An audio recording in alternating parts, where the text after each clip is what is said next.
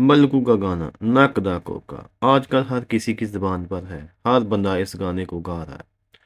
और मल्लू का ये गाना सोशल मीडिया पर धूम मचा गया। ये गाना उन्होंने अपने लीडर के लिए गाया, लेकिन उससे खुद भी मालूम नहीं था कि इतनी बुलंदी तक जा पहुंचेगा।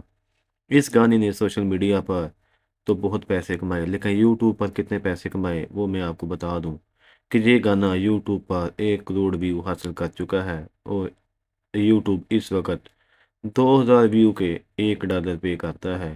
इसका मतलब है कि $5000 इस गाने ने यूट्यूब से कमा लिए। और अगर इसको 5000 को हम मल्टीप्लाई करें 280 के साथ, तो ये तकरीबन 14-15 लाख रुपया बन जाता है। यानी कि इस गाने ने 14-15 लाख रुपये कमा लिए।